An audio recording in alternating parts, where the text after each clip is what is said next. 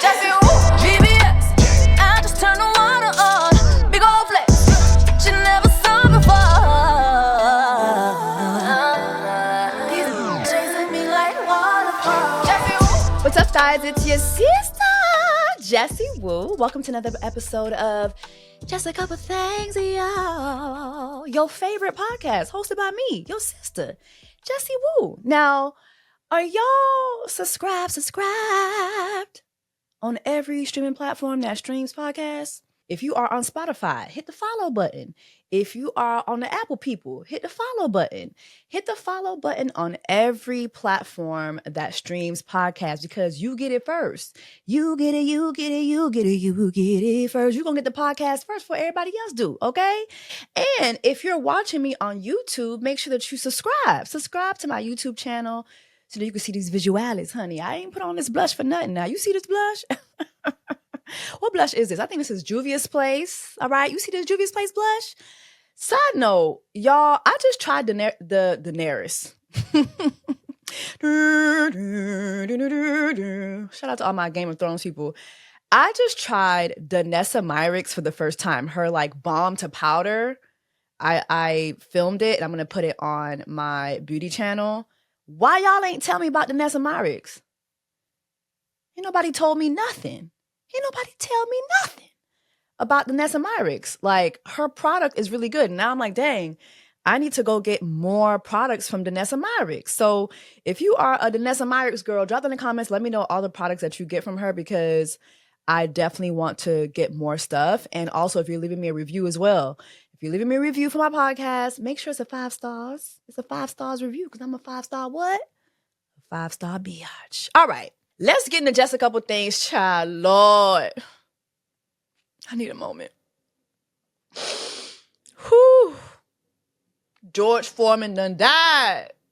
George Foreman died at the tender age of 76. Lord, he went on home to glory. Essence wrote this: "It saddens us to report that the boxing icon George Foreman has passed away at 76. He dominated the sports for decades, winning Olympic gold in 1968 and securing the world heavyweight title twice. He first claimed the championship in 1973 after defeating Joe Frazier, but lost it to Muhammad Ali in the legendary 1974 Rumble in the Jungle. His career boasted an incredible 76 wins, 68 by knockout. Remarkably, he reclaimed the heavyweight title in 1994 at the age of 45, becoming the oldest champion in history. Beyond boxing, George Foreman became a successful entrepreneur and minister, leaving behind an enduring legacy in and out of the ring. Rest well, George Foreman."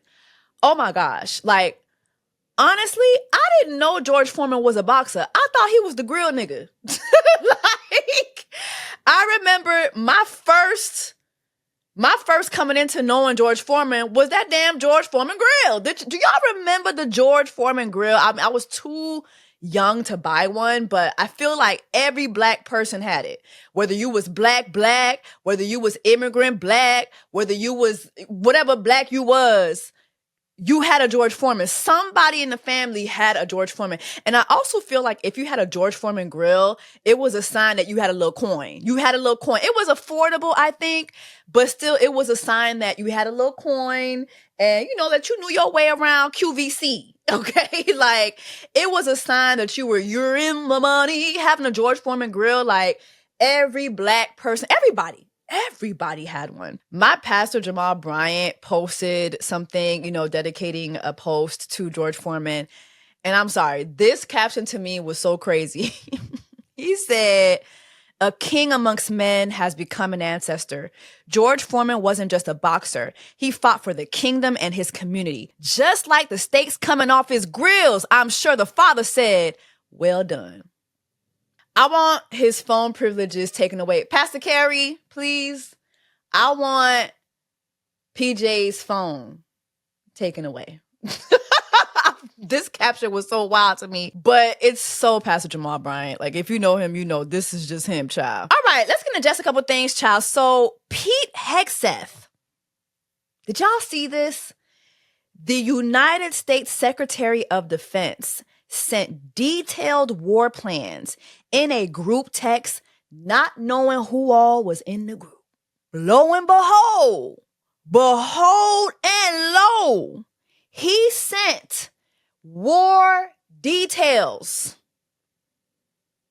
in a group chat, not knowing who all finna be there.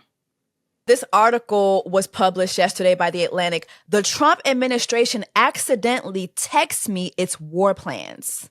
This was written by Jeffrey Goldberg, a journalist who was in the group chat. The Trump administration accidentally texted me its war plans. U.S. national security leaders included me in a group chat about upcoming military strikes in Yemen. I didn't think it could be real. Then the bombs started falling. This man had screenshots. You can see J.D. Vance saying, Pete, if you think we should do it, let's go. I just hate bailing Europe out again.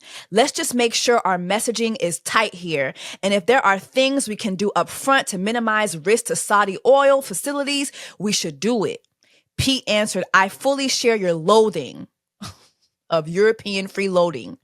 It's pathetic, but Mike is correct. We are the only ones on the planet on our side of the ledger who can do this. Nobody else even close. I'm not going to go through all these text messages, but there's one screenshot that is so crazy to me. I'm seeing Michael Waltz with the American flag. I'm proud to be an American. The American flag, a fist, fire. These are the people who are in charge of overseeing what our military is doing.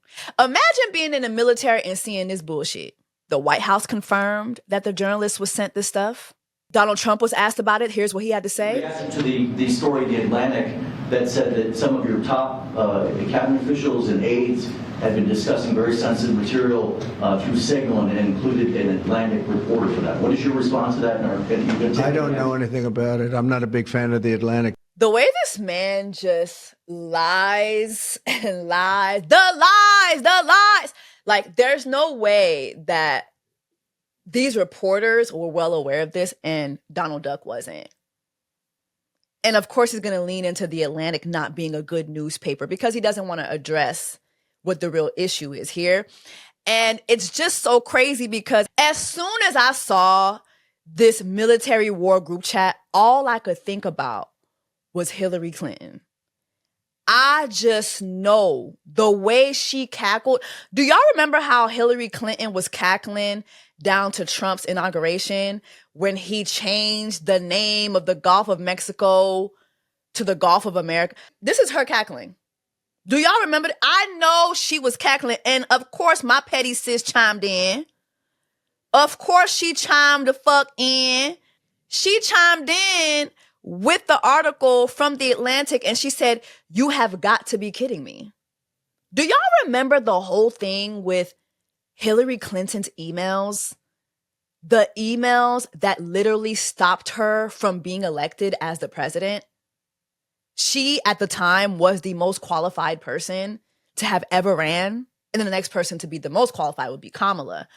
But Hillary Clinton literally did not become president because Donald Duck got everyone to focus on her emails. Do y'all remember the contents of Hillary Clinton's emails? Exactly. The whole controversy around Hillary Clinton's emails was that she set up a personal email aside from her official email on the same server as the official email. The whole controversy was that she set up a boundary to have privacy with a personal email. And they tried to frame her having a personal email as her having communications that she should not have had regarding, American affairs. But there has yet to be an email that exposed any wrongdoing on her part. And here you have these dimwits texting very important information to this journalist. And there's no telling who else was in that group chat. Who else do y'all think was in that group chat? It's giving WhatsApp. This is just ridiculous. This is ridiculous. All right, let's talk about these Tesla cars. So, we've been seeing how Tesla dealerships left and right are being set on fire, period.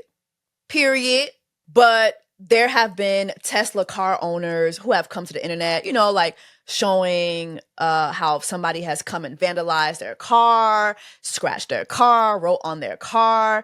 And as someone who does have 2 Teslas that are paid off, my first Tesla I bought at the top of 2023, I bought it used. And then when I bought my home, I told myself, okay, I didn't really want that used Tesla. I really wanted the Tesla with the wings. That's really what I wanted. And then it had dropped down like $20,000. And I was like, okay, just bought a home, got my first home. I finally have my first car in 7 years. I'm going to get me another car. I just wanted to treat myself so bad.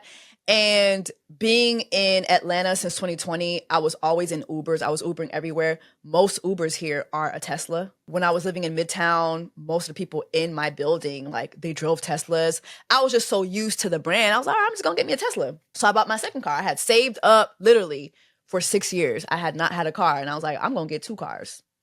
I bought myself a home. I accomplished something big. I'm going to get myself 2 cars. And literally buying those 2 Teslas, I have 2 Teslas under $100,000.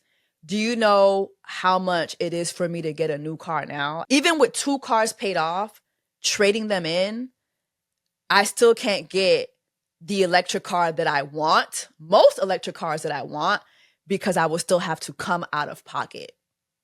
Okay. And I've seen a lot of people say, oh, well, y'all bought Teslas, knowing that Elon is racist.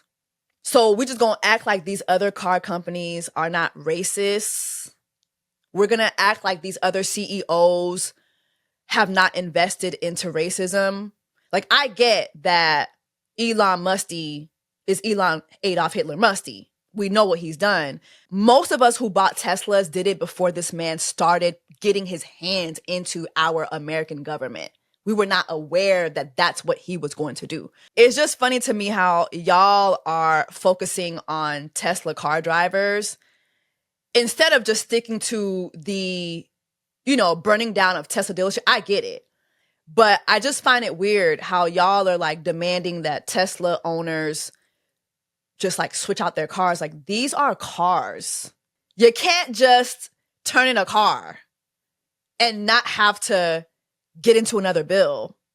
Do you understand what I'm saying? Like, it's just really weird. It's a weird thing to attack other people instead of attacking the actual thing that needs to be attacked. Anyway, I was doing some research into a lot of these car CEOs because we know, yes, Elon Adolf Hitler Musty is a racist Nazi from South Africa, which is very fitting if you know the story of apartheid.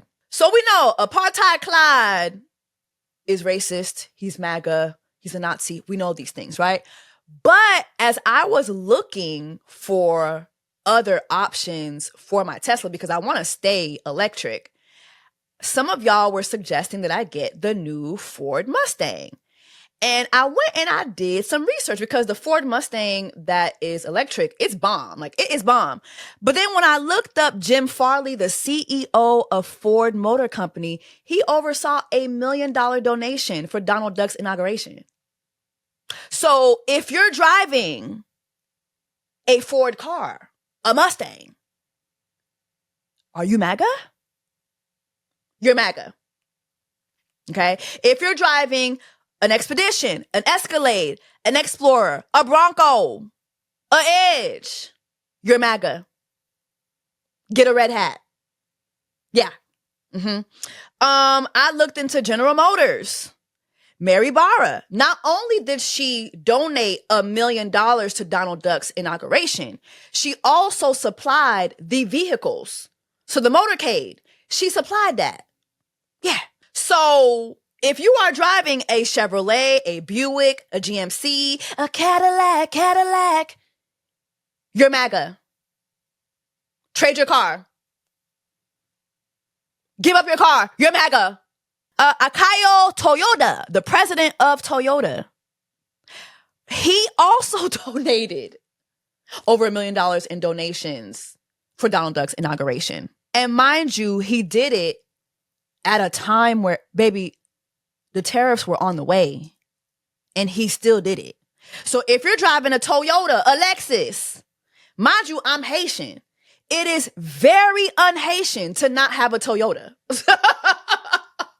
It is a rite of passage as a Haitian to drive a Toyota. But baby, if you're driving a Toyota, you MAGA too. Are y'all gonna trade in your cars? If you are driving any car brand from some of these owners that I mentioned, are you going to take your car back?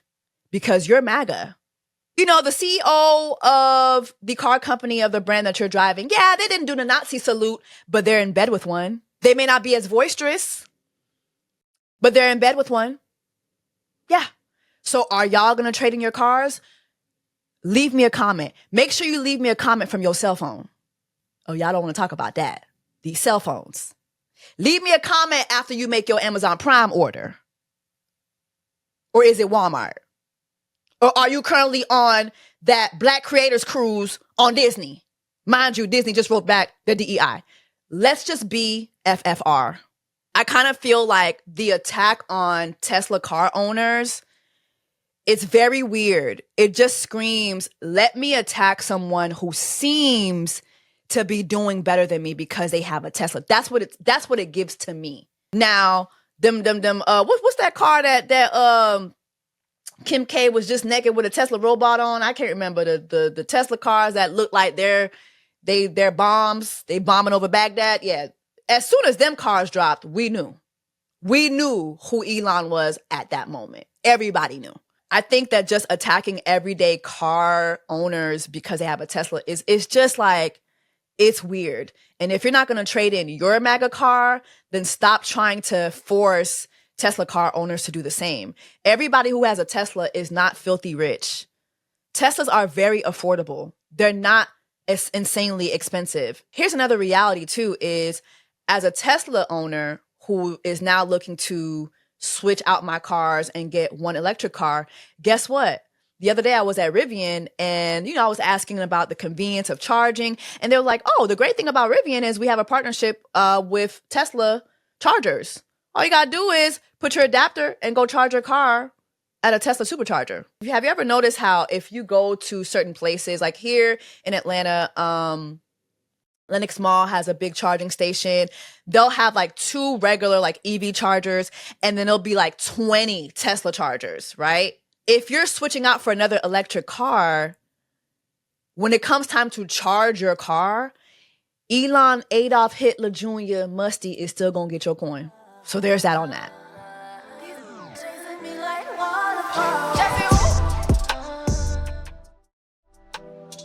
All right, y'all. Just a couple things, y'all. Sherry Shepherd is beefing with Nia Long. Sherry Shepherd was on her show the other day and she shared this. So this unnamed celebrity actress who shall remain nameless. I'm sitting there talking, somebody grabbed my arms and they forcefully turned me around. So I'm in a good mood. So I go, hi, what's going on? Because I know her. And she says to me, she goes, you've been shading me a lot. That's what she said to me. So in response to this, Nia Long was immediately trending. And she posted this Instagram photo and said, about last night, ... kissy face. First of all, she looks damn good. But second of all, when I saw this clip from Sherry Shepherd, I was like, I just know Sherry Shepherd is very happy that Wendy Williams cannot hit that white line like she used to. Because, girl, the way Wendy Williams would have told us who it was Nia Long. Yup. Nia Long. Come down to the couch, girl. Like, she would have told us immediately who it was. Immediately. Like, if you're not gonna say the name, keep it on the playground. But then also it's like, is it me or Sherry Shepherd is just having a nasty run? Like a couple weeks ago, she chastised Meg Thee Stallion for showing titty meat at an after party for the Oscars. Last week, we saw her do the mammy cry for Jonathan Luther King Majors Jr. III. And she called him a woman beater a role model for her son. This is 2 weeks after she called Meg Thee Stallion a questionable role model for young girls. We need Wendy Williams back. I'm sorry, none of these talk show hosts are doing it. They not. Tamron Hall is great. Tamron Hall is phenomenal. Jennifer Hudson, if it wasn't for the hallway, the spirit tunnel, where you got the tunnel workers coming up with a new song and dance every day, I really hope it's in their contract to be compensated specifically for that tunnel. But if it wasn't for that tunnel, nobody would be talking about the Jennifer Hudson show. I don't ever see interviews from the Jennifer Hudson show be talked about like that. Kelly Clarkson, what is going on with Kelly Clarkson? She was gone for a little bit. Now she back with the jump off. But her hiatus was a little weird. But I think she does a good job. She's not corny. I think she does a good job balancing the music and everything. None of these talk show hosts are doing it for me. Let me know if you have a favorite morning show talk show host. But I really miss Wendy Williams. I really miss her. Keenta Brunson filed for divorce from her husband. Two things. It was really, really funny seeing people's reaction to this. Y'all didn't know that she was married? If you follow Keenta Brunson, like, you know she's married. Like, and then it was like, oh my God, and he's white? Yes, that lady got a wife. I'm sorry. It was so funny watching the internet learn that Keenta has a husband, but also she's never hit her husband. However, I do want Keenta Brunson to teach a class in privacy. You know who else needs to teach a class in privacy? Kerry Washington. Kerry Washington got a husband and 2 kids we know nothing about. I know her husband used to play for the NFL. That's about it. And I know 2 years ago, I think, he had like a movie that I watched because she was promoting it. That's it. We know nothing about them kids. We know nothing about her husband. Issa Rae showed us her husband one time. Okay? Like, queens of privacy. I think Queen Latifah just debuted her 5-year-old son the other day.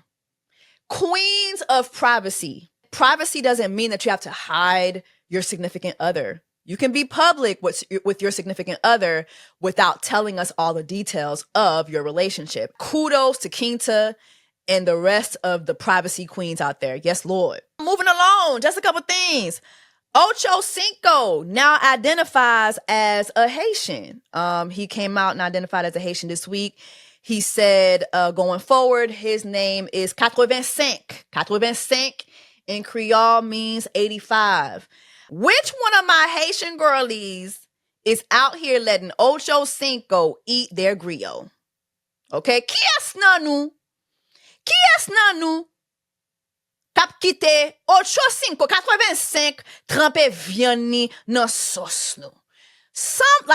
Show yourself. Show yourself. Now, just so you know, his first baby mama is Haitian, okay? Once you go Haitian, you really just don't go back. Haitian girlies got that sauce. Nou gen sauce la.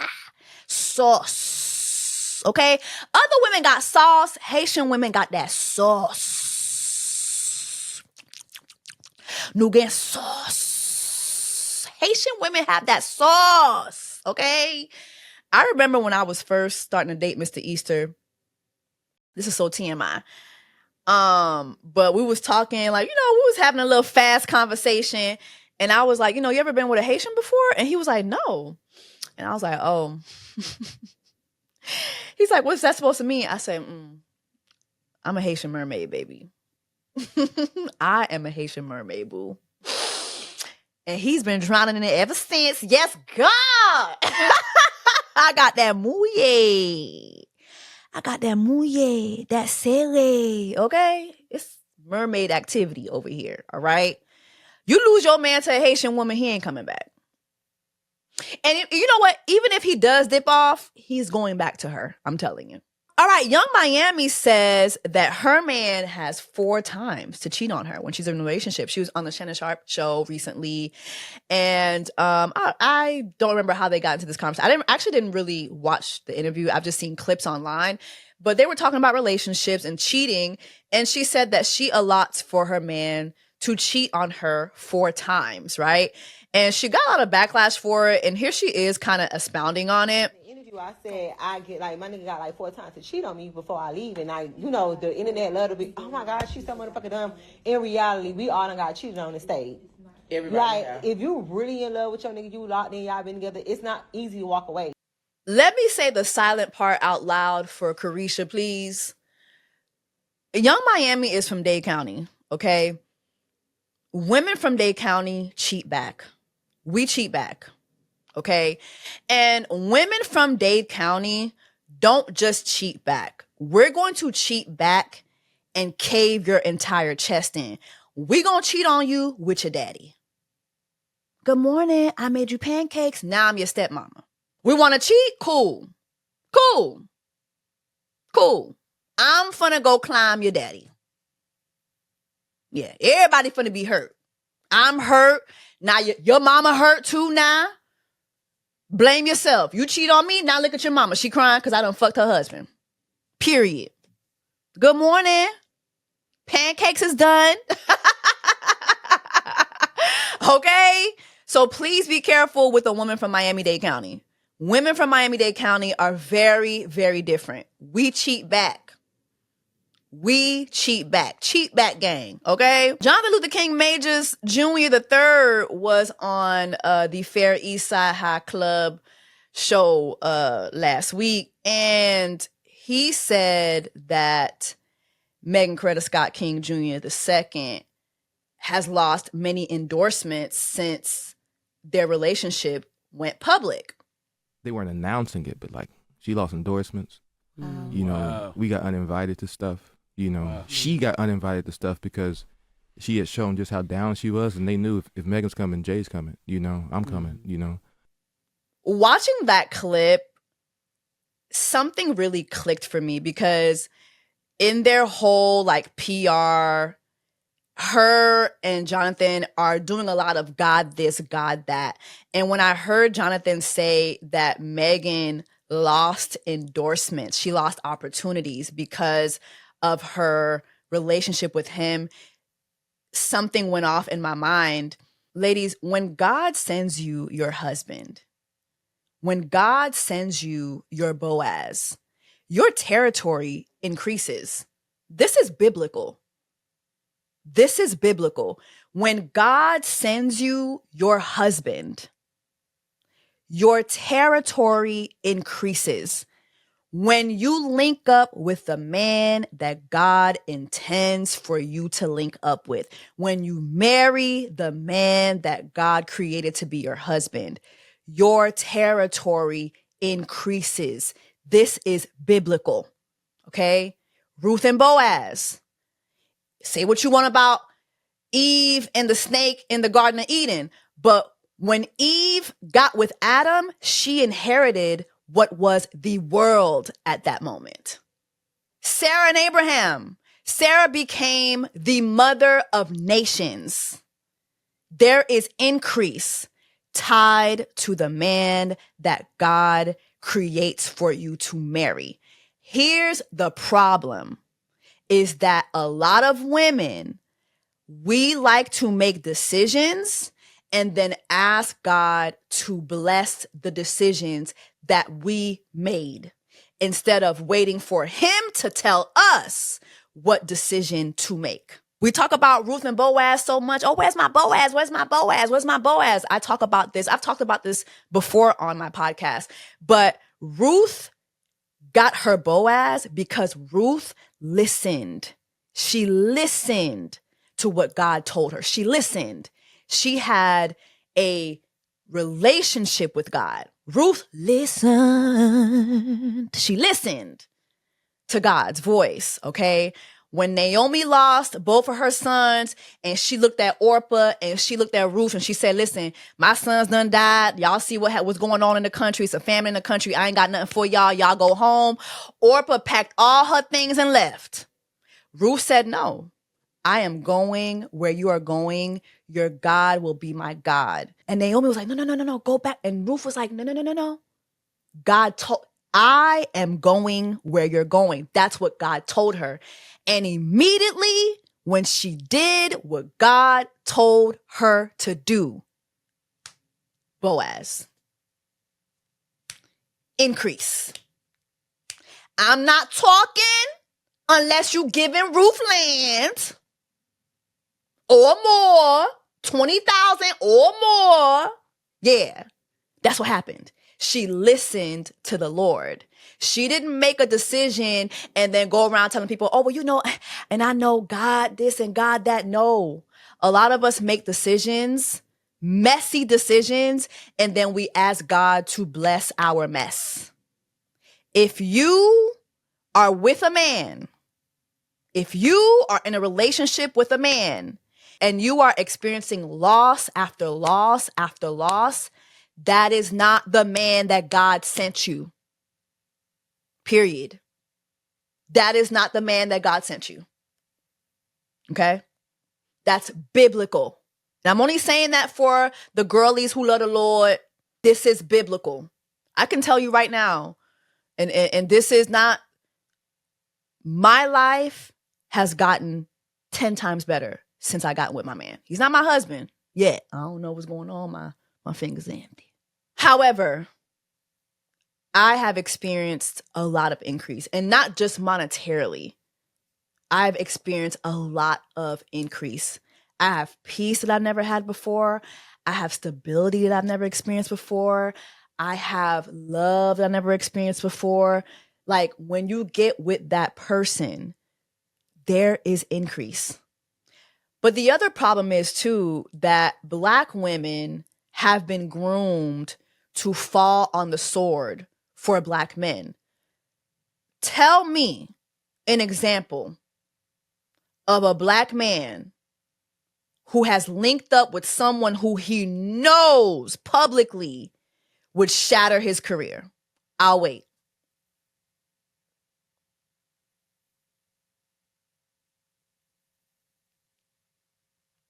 Exactly. That was me waiting. Exactly. But Black women are so groomed to, because I saw it even in that clip. I saw Jess Hilarious, who's literally learned nothing from what happened to her last week. Yeah, you know, so now you're with a Black woman. You know, only a Black woman could do this. Only a Black woman could do that. Only a Black woman. Yeah, you all always expect a Black woman to fall on the sword for a Black man. Tell me when we've seen a Black man fall on the sword financially for a Black woman publicly. I'll wait. You know what? I won't wait, because you can't. They're not going to do that. They're not going to do that. Okay? If being with a man, Black, white, whatever, if being with a man means that you lose, that is not the man for you. Point blank, period. End of story. We're still in Just a Couple Things, child. A lot of y'all have sent me this clip. It's an old clip from, I guess, a podcast called The Girls Room, The Girls Bathroom. And the guys from Shits and Gigs, the Beans on Toast niggas, they're in this episode, right? And some of you have sent me this clip because y'all was like, Jessie, you weren't wrong. You weren't wrong. And so I want to bring up this clip. If I see your Instagram or whatever, Yeah. one of the first things I think is like, can I afford this girl's lifestyle? Oh. 100%. Can I afford this guy's lifestyle? Not necessarily to pay for everything for her all the time. A lot of y'all sent me that clip, right?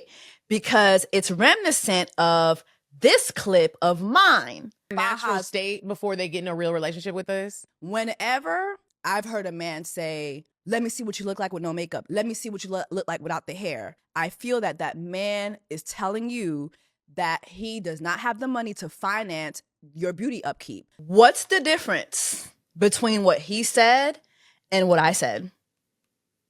The only difference I can think of, well, two things, is they're having this conversation with two white women. So they're not, and the white women, if they were the ones to say that, they wouldn't get that type of backlash, because in their community, men are groomed to take care of. If you're going to go marry this woman, if you're going to go, that is their upbringing. I'm a husband. I'm going to come in here. I'm going to take care of whatever you got going on. That's what their community is. I grew up in Miami-Dade County. I grew up in a Jewish neighborhood. That was their thing. That is their thing, right? When I look at that clip, I'm like, what's the difference between what they said and what I said? What I said was a continuance of what he said. He said, when he looks at a girl's profile, he's already assessing whether he can afford that woman's lifestyle. When a man is looking at you, what is he looking at?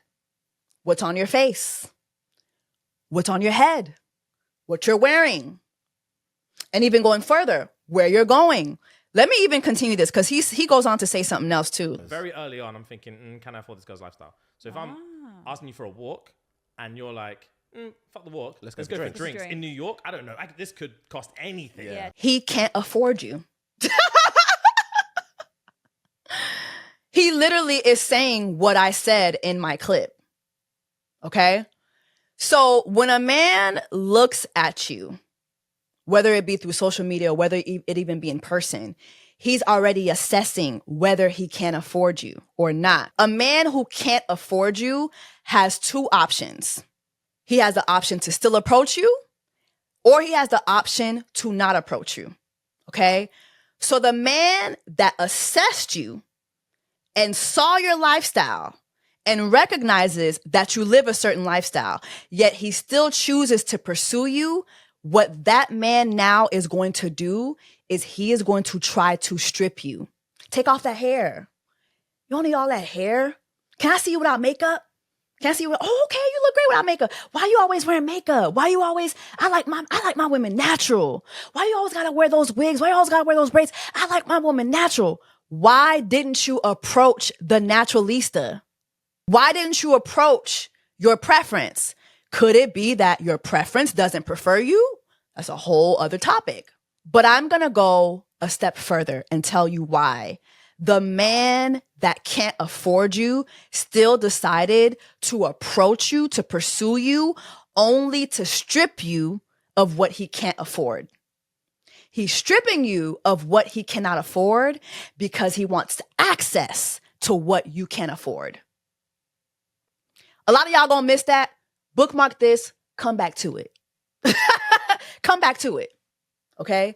The man that approaches you with 10 pounds of makeup on, the man that approaches you with 20 pounds of weave in your head, the man who approaches you, Van Cleef bracelets, Chanel shades, Louis Vuitton purse, that man who approaches you and then encourages you to strip yourself of all that stuff. You don't need all that stuff.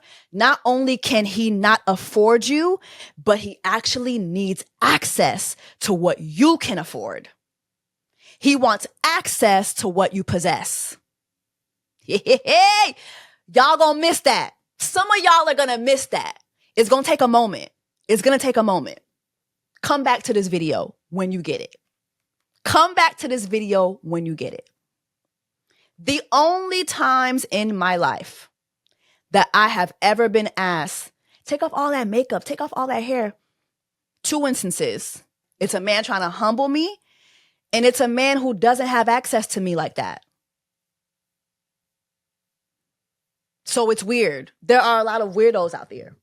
There are a lot of weirdos out there. You don't have access to me like that, because if you did, you wouldn't have to ask me that. Right? So you're trying to make conversation, and it's just like, boy, go sit your broke ass down. You broke. You broke. Which is part of the reason why you don't have access to me like that. But the second one is also broke. But he's playing a mind game. He's trying to humble me. He's trying to get me into this space where he can affect my thinking. And now he can strip me of the things that I like. Strip me of the things that cost money that he cannot afford. But here's the thing. Once he strips me of those things, oh, babe, can I hold? Oh, babe, can I borrow? Oh, babe, can I? Oh, babe, can I? Man, oh, babe, I'm trying to do.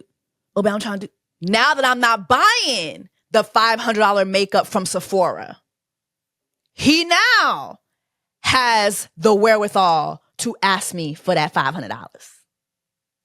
Y'all gonna come back to that one. Some of y'all gonna miss it, but those of you guys who have very functional brains, y'all are gonna get it. Y'all are gonna get it. Drop down in the comments. Let me know if you got it. All right, y'all. What the fuck did I just watch, child? Let's get into what the fuck did I just watch. Okay. So really quickly, y'all. I just got into The Righteous Gemstones. Y'all ain't tell me nothing about this show. Y'all ain't tell me nothing about this show. The Righteous Gemstones is this family that is in ministry, and they have a huge church that they pastor, and the lead pastor is the father. You have the mother who was very involved as well. She was a big church singer. Think TBN. Think like if TBN had a series. Who was the leading family of you know what? Think Daystar. Think Daystar. Oh my God. There's a girl on YouTube. I think her YouTube is like No Good Girl or something like that. She did a multiple part series on the family of Daystar. Disgusting. If you're familiar with Daystar, it is a televangelical entity. Think TBN, but another TBN, right? And the family that leads Daystar has so many disgusting things that have taken place within that family. But anyway, think Daystar for The Righteous Gemstones. And me and my man, we binged the first season just like this. We binged it so quickly. Make a long story short, the first son of the lead pastor gets sent a video of himself down in Atlanta on a missionary trip doing crack in a hotel room with titties bouncing around his face. And when he gets sent this video, he is threatened that if he does not pay up, then that video is going to be exposed, right? Mind you, he was down there with some of the church deacons. They was in there doing crack, having sex with prostitutes. Like, it's insane, right? And so they go, he lets his siblings know of this. They go and they meet up with the person who's asking for money. When they go and they meet up with the person who's asking for money, I guess he didn't tell the person that he was showing up with his siblings. So the person demands that his siblings come out of the car, and they were supposed to give him the video, and he's supposed to give them, I think it was like $3 million. During the exchange, things go left, and the siblings start beating up on the guy who is asking for the money. While they're beating up on the guy, a shooter emerges from the guy's car, and that person starts shooting. So the siblings start running. They retreat to their car, but as they're retreating to their car, the car's getting shot at. And as the car's getting shot at, they're trying to back out of the parking lot. But while doing that, they run over the guy who demanded the $3 million. So they run over this guy. The guy is, dead. And as they're trying to leave, the other person, the shooter, comes out of the car, and they're like, oh my God, we can't let the shooter I don't know what happens. All of a sudden they back up that car on the shooter. So now the shooter is dead. So now it's 2 dead people in the parking lot. So they leave with the church's $3 million. And as they leave with the church's $3 million, they don't know this, but there was a third person in the car. Okay. Lo and behold and lo, this third person who was in the car was the one who set the scheme up. He came up with the scheme that Todd set up to come to the Gemstones with the bullshit. Episode 2, we have the pastor's first son still trying to figure out who is behind, the whole $3 million scheme. He has a long lost son who returns home. And when they open up the door, the son's identity is the person who was the third person that came out the car. The whole time, the $3 million scheme was set up by his own son. This is the setup for the first season. Insane. Insane. Please, if you have not watched The Righteous Gemstones, it is on HBO Max. It is amazing. If you're like me and you grew up in church, or you've ever worked at a church, I've worked at a mega church. I grew up in church. I've seen so many different things that are just appalling. this show is it. This show is it. Chasing me like waterfall. Jessie,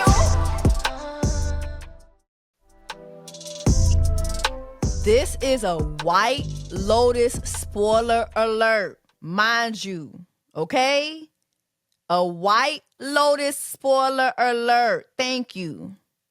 So last week, I did tell y'all that episode 5 of White Lotus was insane. It was insane. But then y'all was in the comments from yesterday telling me, girl, wait till you see episode 6. And y'all wasn't lying. Episode 6 of White Lotus was even more disturbing to me because now we learn that the brothers didn't just share a kiss, but that the younger brother steered the older brother's joystick. If you're listening audibly, I'm making gestures with my hands. Y'all know what gestures I'm making. Okay? And so in this episode, you have the older brother still, like, his memory's coming back, and he's realizing that he was in full sexual engagement with his brother while they were having this threesome with the Canadian girl. It's insane. Watching both of the brothers realize what they did, it's insane. But there's a part of this episode that I really felt I could relate to. So the 3 friends, Kate, Jacqueline, and Lori, I think. So this is the night after you have Valentine, who leaves Jacqueline's room. Okay, so remember, Jacqueline had the sex with the hotel worker, right? And so now you have Lori who confronts Jacqueline about it because she's like, so why were you pushing this guy on me for the past couple days only to end up having sex with him, right? And there's this whole confrontation about it. And you have Jacqueline who takes no responsibility, no accountability for it. And she's like, oh my God, like, I have to deal with these things in my marriage and rumors about my marriage. Cause mind you, she's married. She's married, but she's getting Thailand dick. You know what I'm saying? It's ridiculous. You're married, right? But you have Lori, rightfully so. She's like, yo, like, you tried to force this man on me only to go have sex with him. And it sparked up a debate for me in my mind. How would y'all feel about that? Like, how would y'all feel if you had a girlfriend who was trying to hook you up with a guy? And there are situations, they're on vacation, but still, like, this could be an everyday situation. Have you ever had a homegirl try to hook you up with a guy only for her to end up fucking the guy? Has that ever happened to y'all? And if it has, drop in the comment section, drop in the reviews, and let me know how you handled that. It was weird to me. It was very, very weird to me. And it just got me to thinking about something that happened to me in a friendship of mine. Recently, I did stop being friends with someone for this. So make a long story short, if y'all don't mind, I was friends with someone and it was a great friendship. I think our only problem to me was that she was very controlling and I can be very passive aggressive. And I think for me, my passive aggression really gets ignited when I feel like I'm not being heard. And I'm not saying that it's the right thing, but that's one of my toxic traits is passive aggression. For instance, like she would have this habit of like, let's say we went to a restaurant. Let's say we go to a restaurant, right? And the waiter comes and takes our orders, right? And I look in the menu and I'm like, hey, do you guys have pancakes? Before the waiter can even answer, she'll be like, yeah, they have pancakes. It's on page 3 at the end of the page. I didn't ask you. I asked the waiter. Like shit like that. Like it would just be annoying, right? So anyway, she had a homeboy that we all would like hang out with. They've been friends for years, but you know, like once I moved to Atlanta, like I would hang out with them, you know, they were cool. She tried to hook me up with him so many times. And she would tell me like, yo, like he's feeling you. I think he's a great guy. He's such a good father. Girl, he got money now. He got money. He'll spend it on you. He'll spend it on you. Like she would big him up to me. And there were times like throughout our friendship where we would like hang out together as a group. One thing about me, 2 drinks in, I'm shit-faced. Okay, 2 drinks in, by the 3rd drink, just take me home. I'm going to sleep. It's lights out for me. It's lights out. And so there were 2 times when I would get like really, really tipsy or drunk, and like I would be really flirtatious with him. And I remember like the 2nd time he had to carry me into my apartment, and I was just touching this man all over, and he was just very respectful. He's like, listen, like I know you're drunk, but please understand, like I can only be respectful for so long, please. So anyway, there was one time when I called him over to my apartment. When I was moving into my home, I had to like, you know, move around some things, take some things out of my apartment. And there was one night where I asked him to come help me move like some carpeting and stuff that I had from my balcony out from my apartment. He helped me do it. And then it was like, I want to say like, it was around like 9 o'clock. Cause he came in like pretty late. He came like 8 o'clock. And then by the time we were done, it was like 9 o'clock. And I was like, all right. I said, well, what you about to do? I'm about to go to sleep. I'm about to take it in. You know, I'm about to just finish up this cleanup and go to sleep. What you about to do? He turned on my TV. He sat on my couch. And he was just like giving me like the googly eyes. And I was just like, I'm like, what you about to do? What you about to leave? What you about to do? Hey, good night. And he just was not. So I hit her up. And I'm like, hey, girl, such and such is over here. He's not leaving. So she hits him up.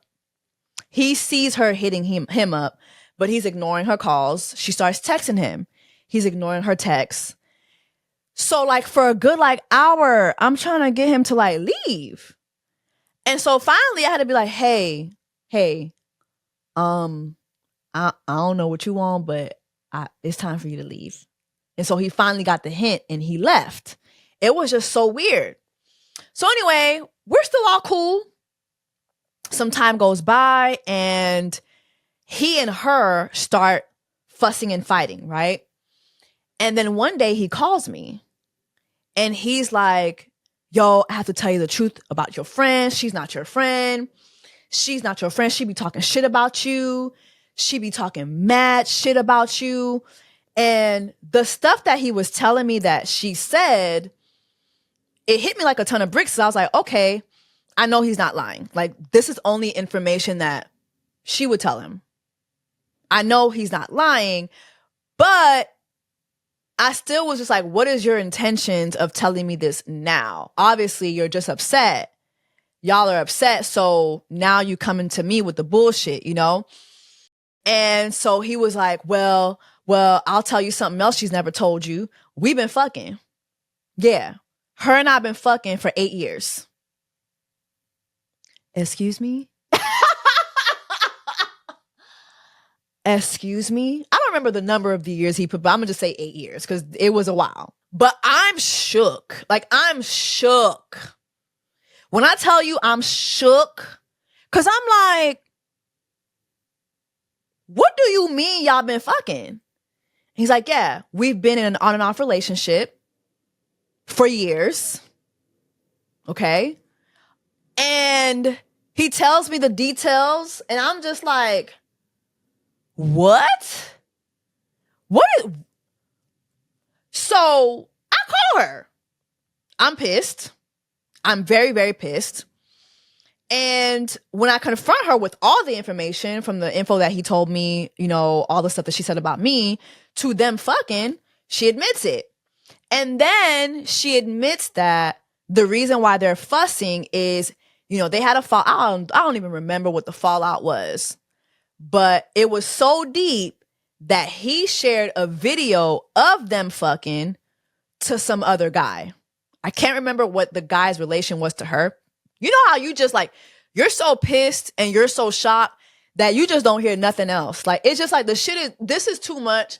You just don't hear, like, I can't tell y'all. All I know was there was a sex tape and he leaked it to some guy. I don't remember what the guy's proximity was to her. Can't tell you. I still found it in my heart, like, to look past that.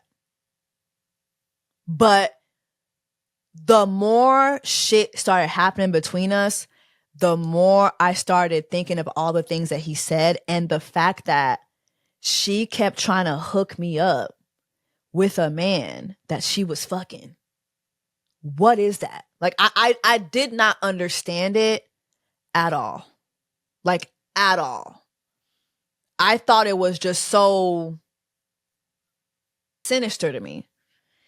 So you're fucking this guy, you're talking shit about me to this guy, but you're constantly trying to lead me to be in a relationship. She would tell me, he got good dick. I heard he got good dick. I heard he got good dick. You know, the girls that he's fucked with in the past, they done told me how good his dick was. And the girls be going crazy for him when he leaves them. Like, when I went back and I just thought about all the stuff that she told me, I just was like, this is some sinister ass shit.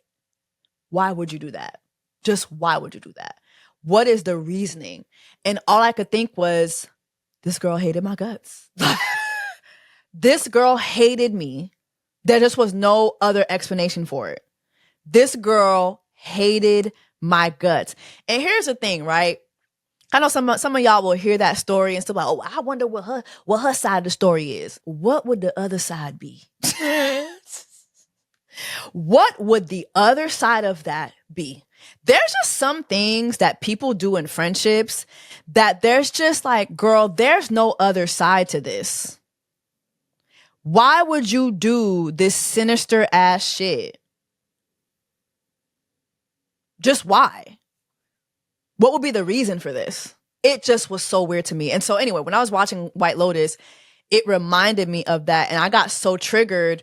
And the way the girl, I think her name's Jacqueline, the girl who slept with the hotel worker, tried to like gaslight the friends, like, oh my God, so you guys have been talking about me behind my back. Girl, we saw the man leave your room. You're married.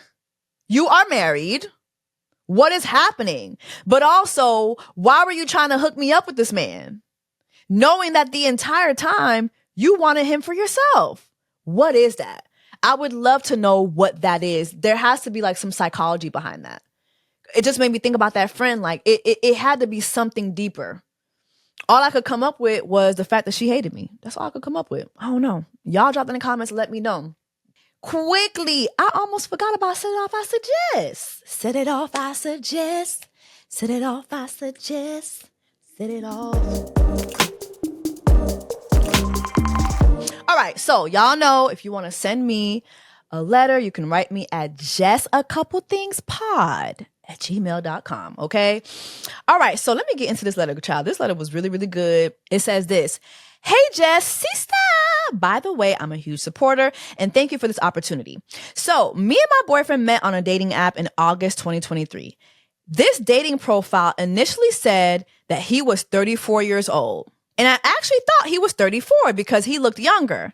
And I couldn't tell if he was older or not. Fast forward to February 2024. I found his ID while we were out eating and I discovered that he was actually 43.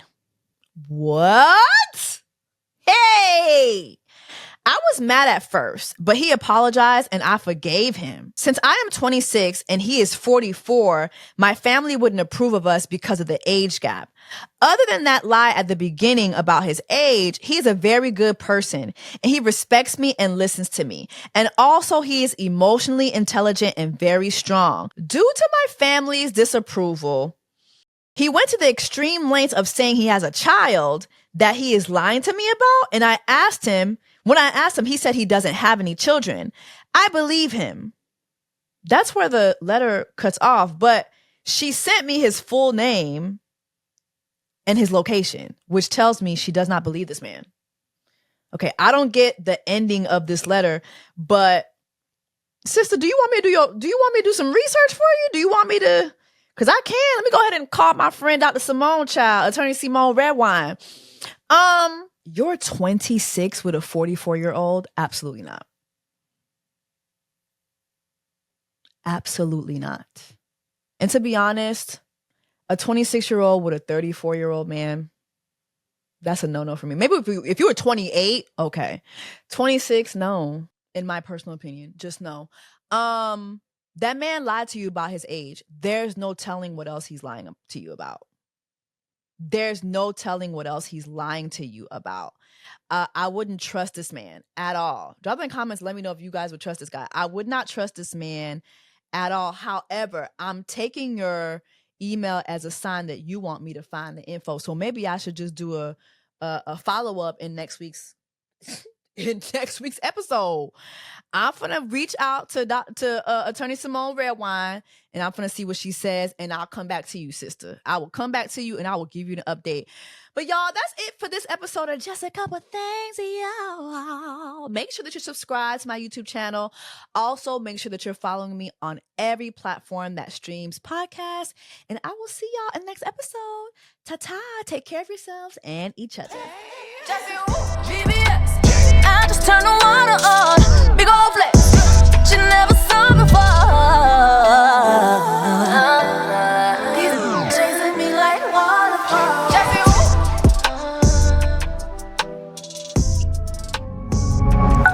Pioneer.